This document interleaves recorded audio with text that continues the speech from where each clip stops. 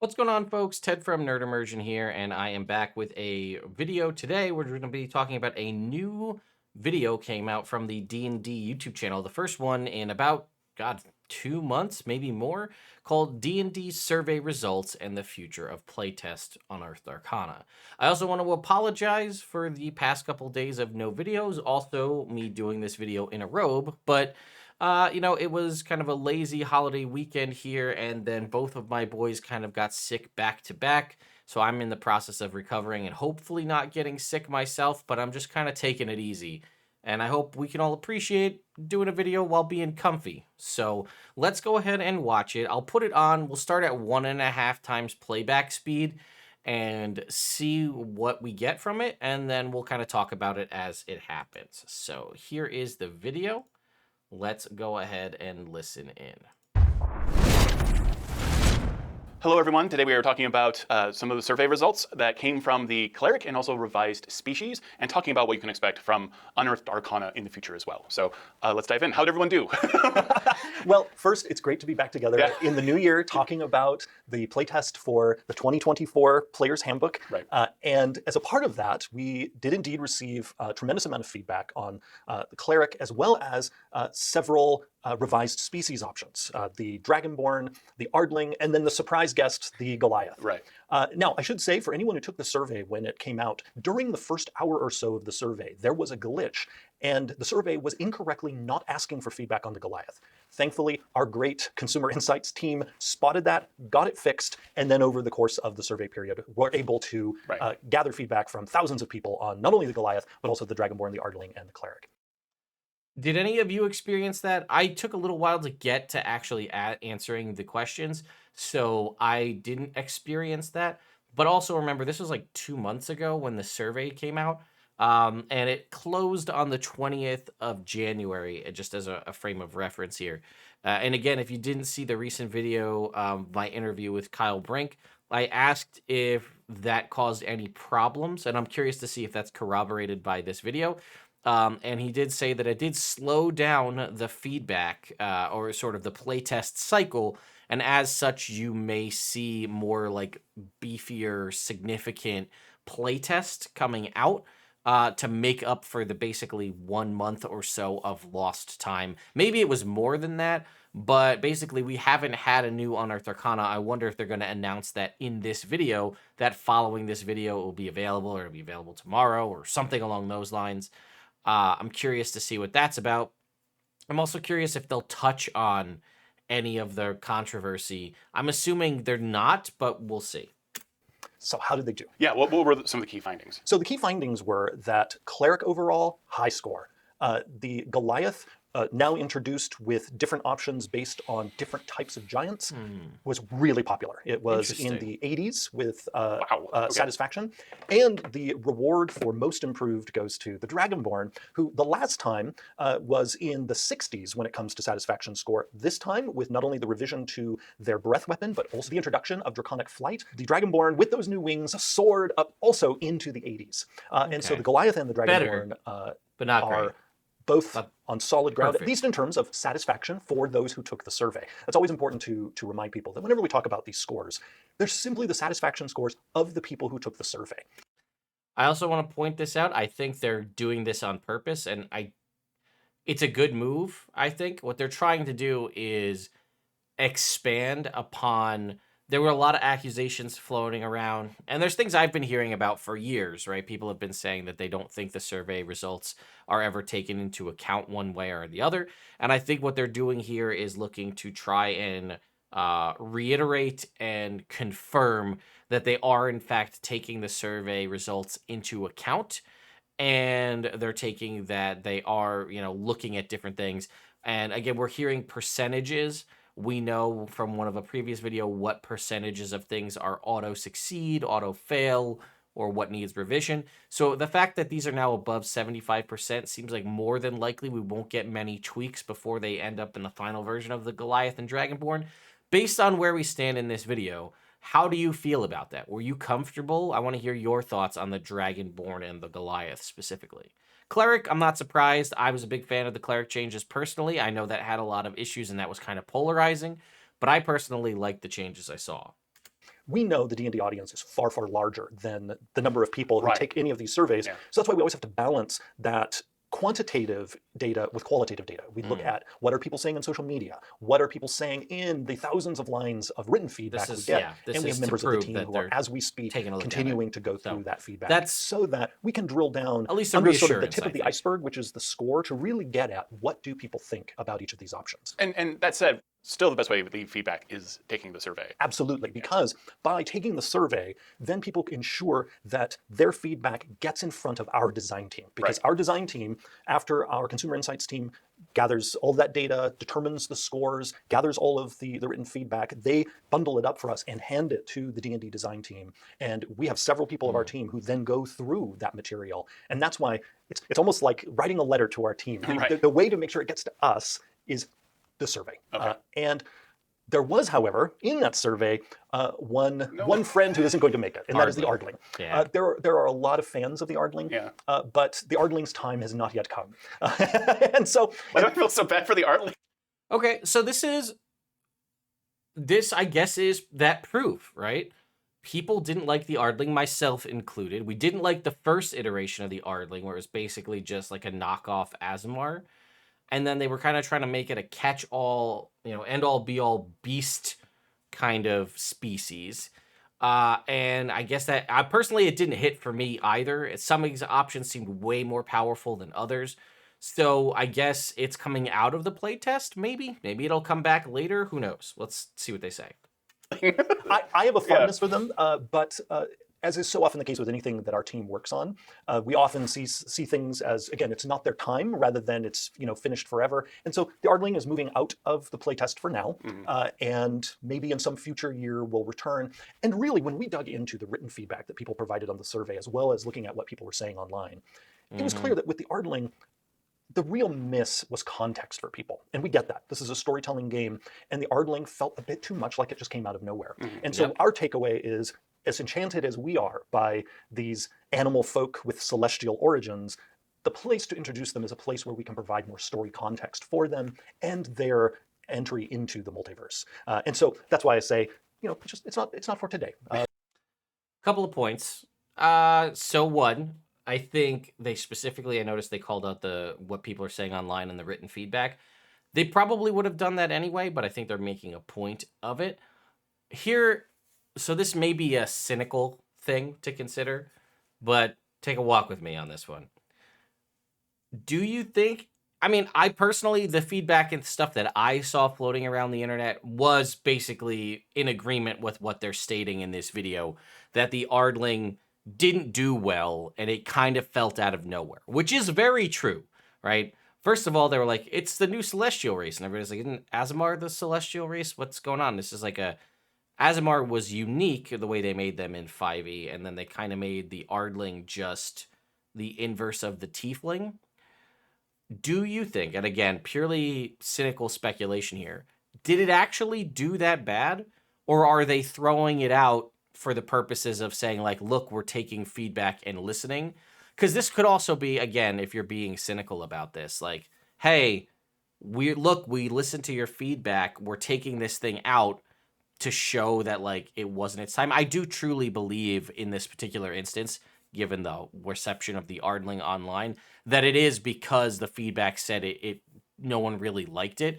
But it also could be a smart corporate move to show, hey, look, we're taking something out that we put in because of the feedback, and it just kind of is a quantifiable thing. Although this does track, again, not in a non-cynic way, with the fact that the original Strixhaven subclasses were also ditched, which was that whole, like, this subclass is applicable to multiple classes. If you recall those were ditched in favor of the new backgrounds, which I also think resonated with what I saw online. So I can't make your decision for you. I don't know one way or another, but I'm just presenting things kind of as I see them. All right, let's get back into it.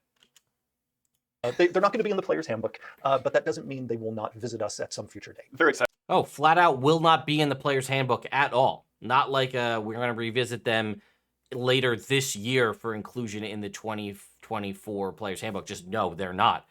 They're in a future supplement. Interesting. For the new version of the Goliath. I think that it is a scratch for a lot of people. Yeah. And it even scratches an itch. Yeah. It's just a It's just a scratch. Yep, it's been a while, everybody. Perfect. So when it comes to the cleric, we find this with classes. We get a lot of written feedback. We're still going through it. But the initial findings are there's a lot of positivity about some of the new features, like the new Holy Order feature, where people get a little more customization with their cleric, and some of the other options in the class.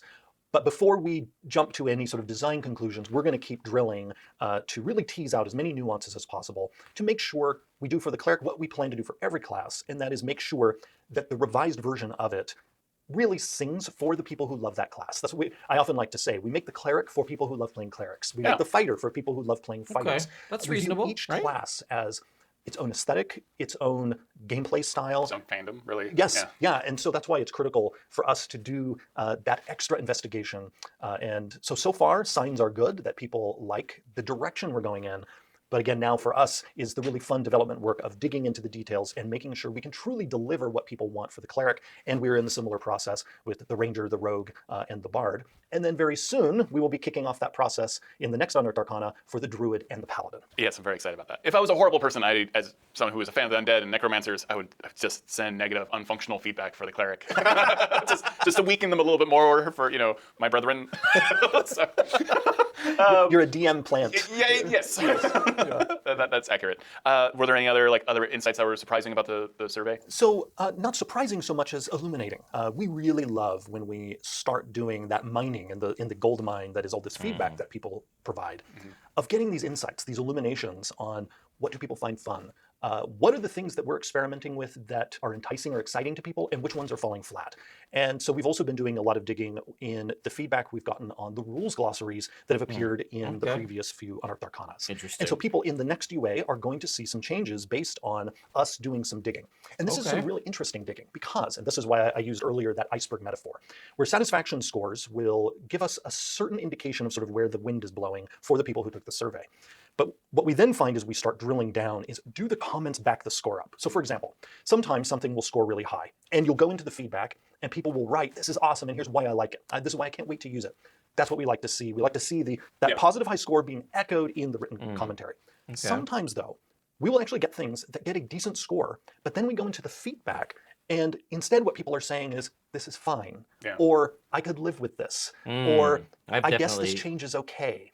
That's I've definitely left feedback that says pretty much the exact same thing. a red flag for us. And so there are actually a number of things that, purely on a quantitative level in the survey, scored well. Like, a great example is the jump action that we were experimenting with. Experimenting with it purely because we wanted to see, could we make a simpler way for people to jump? That simplicity came with a cost, which was your action. The action itself scored well. So if we were to make our decision purely on the score, that action would go right into the new player's handbook. However, when we started digging, we realized it was a whole lot of meh. It was a whole lot of, I could live with this.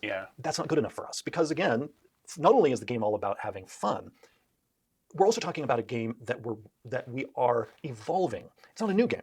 It's a game people are playing now. And we want to make sure that if we change something, people are able to look at the change and say, the game actually measurably just got more fun.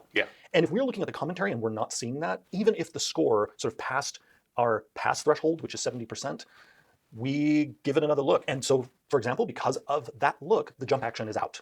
There is in the change log for the next Unearthed Arcana. The only place the jump action appears is on a list of things that have been cut. Interesting. Okay. So this sounds all like positive stuff to me, personally. I'm curious what your thoughts are.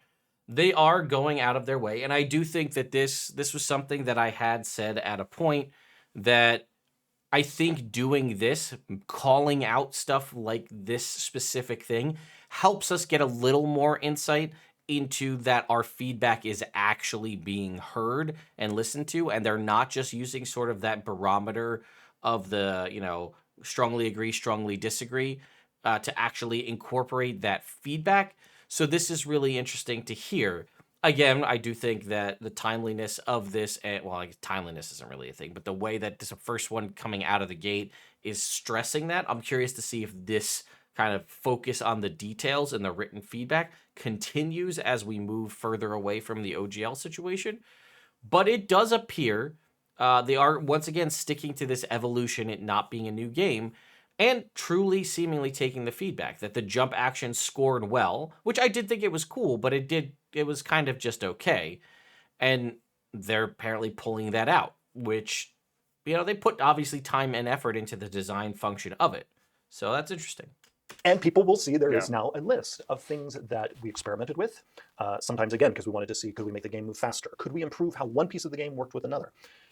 We still have those goals, but if something didn't land, or if it landed, but again, it wasn't delighting, then we'll go look for another way to accomplish that goal while leaving many of the original rules intact. So people will see in the next UA notes of that thing we were playtesting is now out of the playtest, and just use the 2014 rule in that piece's place. And there have been some questions about the survey and the playtest where like certain abilities weren't there the next time, and they thought, or like spells weren't there being playtest, like Eldritch Blast. It doesn't mean we're getting rid of Eldritch Blast. So this is like another way to be more transparent about what is staying and what's going, what's working, what's not. Absolutely, and Eldritch Blast, for instance, isn't going anywhere. It's just right now. I mean, they're not.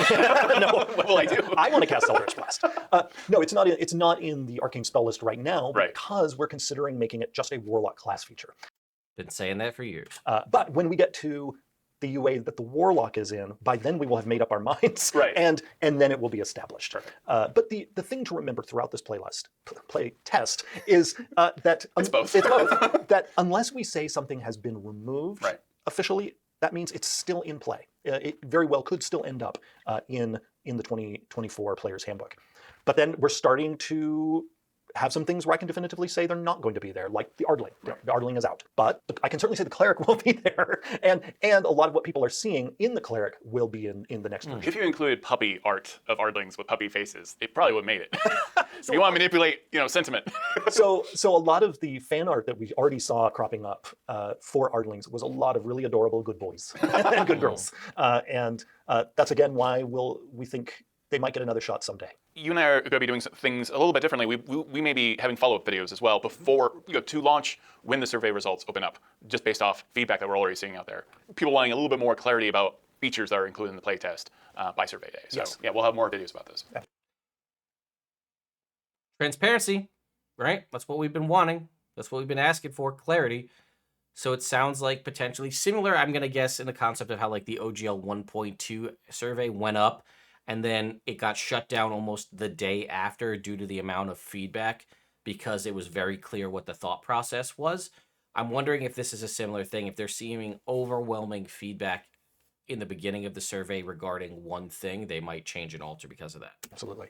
And then the schedule's changing. Well, not so much changing, it's but just now we have our 2023 schedule. Yeah. So in 2023, we're going to come out with UA every few months. So we have the next UA coming out in the next few days, and then we're looking at around April for the next one to come out. And the next one is going to be chunky. Skipping a month. And so there will be a regular series of releases, but it will be again every few months. Yeah, so we're moving away from like that almost monthly cadence to just chunkier bits bi-monthly. And one reason that we're doing that is, again, the feedback. So we saw last year when we were started off with the UAs being more rapid, one of the pieces of feedback we saw, not only in the surveys, but on social media, was people actually asking for more time between them, so that there was more time to playtest, more time to ponder, and also in the hope that more time would mean that each release could also be a bit bigger. And so we listened to that feedback, and Agreed, 100%. There's no need for anyone to worry. We will still be playtesting the same amount of things. It's just gathered up in different bundles rather than little monthly bundles. And you're getting more videos, so yes, yeah, perfect for me. Well, and me too, because it means I get to talk with you.